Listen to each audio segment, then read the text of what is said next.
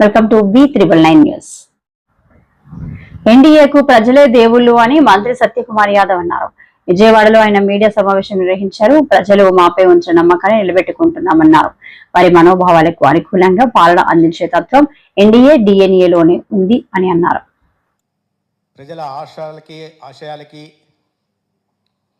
అనుగుణంగా ప్రభుత్వం నడుచుకోవాల్సిన అవసరం ఉంది. రాజకీయాల్లో విశ్వసనీయత అనేది ఎంత ముఖ్యమో పాలనా వ్యవస్థలో జవాబుదారీతనం కూడా అంతే ముఖ్యం. సంవత్సరం క్రితం ఈ రాష్ట్ర ప్రజలు చంద్రబాబు నాయుడు గారి నాయకత్వంలో ఈ రాష్ట్రంలో ఎన్డీఏ ప్రభుత్వాన్ని ఏర్పాటు కావడానికి సహకరించారు.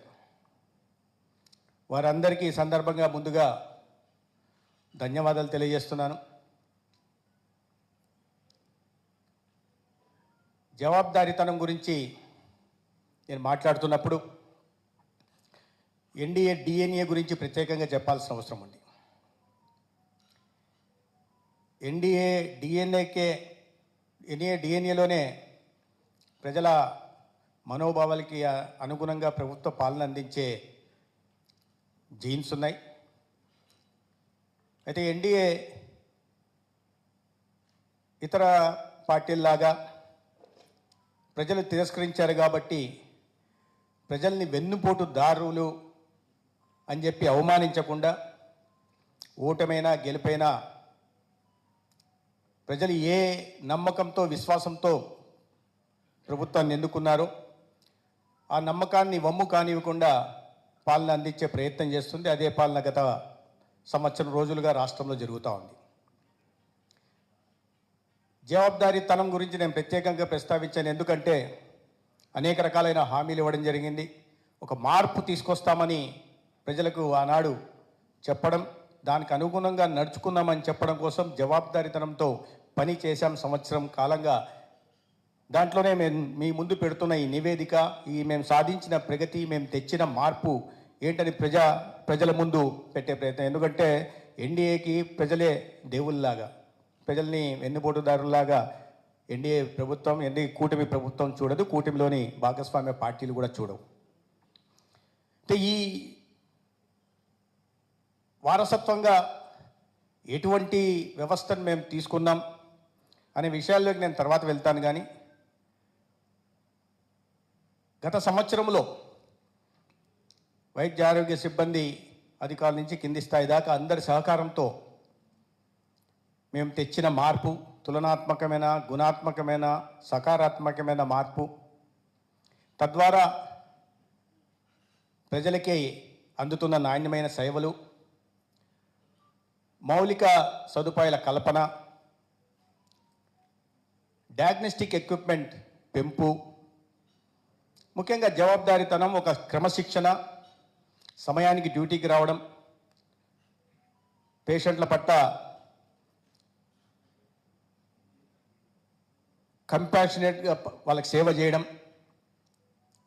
జనరస్గా ఉండడం, ఇవి ఈ సంవత్సర కాలంలో మేము తీసుకొచ్చాం.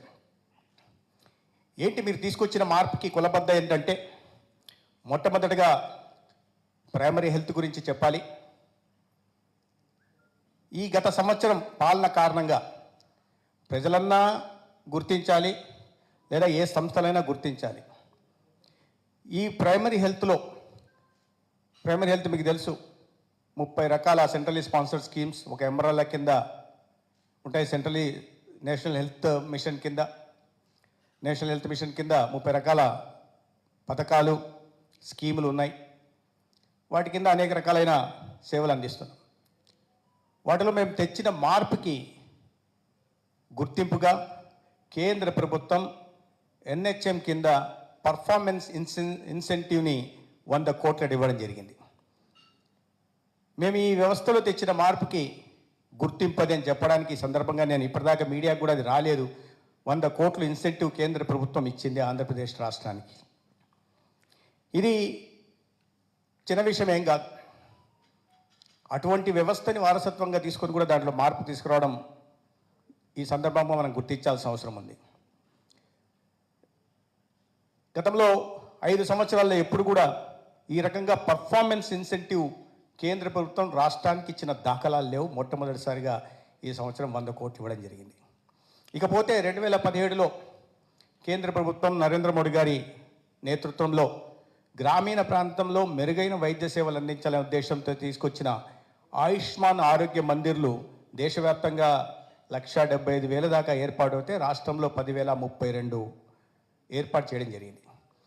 గత ప్రభుత్వం 6,000 ఆయుష్మాన్ ఆరోగ్య మందిర్ని విలేజ్ హెల్త్ క్లినిక్ల పేరుతో నిర్మించడానికి సంకల్పించగా 3,105 ఆయుష్మాన్ ఆరోగ్య మందిర్లని రాష్ట్ర వ్యాప్తంగా మాత్రమే నిర్మించి మిగిలినవన్నీ వివిధ దశల్లో వదిలేసింది. 5 సంవత్సరాల్లో 3,105 మాత్రం నిర్మాణం కాగా అది కూడా 15th ఫైనాన్స్ కమిషన్ నుంచి వచ్చింది దారి మళ్లించి గ్రామీణ ప్రాంతాల్లో ఉపాధి కల్పన కోసం, మౌలిక సదుపాయాల కల్పన కోసం ఉన్న MNREGS పథకం నుంచి నిధులు మళ్ళించి ఈ విలేజ్ హెల్త్ క్లినిక్ నిర్మాణం కోసం ఖర్చు పెట్టారు. అయితే ఈ కూటమి ప్రభుత్వం చంద్రబాబు నాయుడు గారి నాయకత్వంలో ఏర్పాటైన తర్వాత ఈ ఆయుష్మాన్ ఆరోగ్య మందిర్లు నిర్మిస్తే కానీ అక్కడ నియామకం చేయబడిన CHOలు అక్కడ ఉండి మెరుగైన వైద్య సేవలు అందించడానికి అవకాశం లేదు. కాబట్టి ఈ సంవత్సరం 15th ఫైనాన్స్ కమిషన్ కింద, అదేవిధంగా ప్రధానమంత్రి ఆయుష్మాన్ భారత్ ఇన్ఫ్రాస్ట్రక్చర్ మిషన్ కింద 3,318 ఆయుష్మాన్ ఆరోగ్య మందిర్ని నిర్మించడానికి కేంద్రం నుంచి నిధులు తీసుకురావడం జరిగింది. 5 సంవత్సరాల్లో కేవలం 3,105 అయితే ఒకటే సంవత్సరంలోనే 3,318 ఆయుష్మాన్ ఆరోగ్య మందిర్ని గ్రామీణ ప్రాంతాల్లో నిర్మించడానికి ఇవాళ ఈ కూటమి ప్రభుత్వం ప్రయత్నం కారణంగా కేంద్రం నిధులను ఇవ్వడం జరిగింది. దీంట్లో మొత్తంగా 1,065 కోట్లు కేంద్రం నుంచి CSS కింద 60-40 కింద మనకు అందబోతున్నాయి.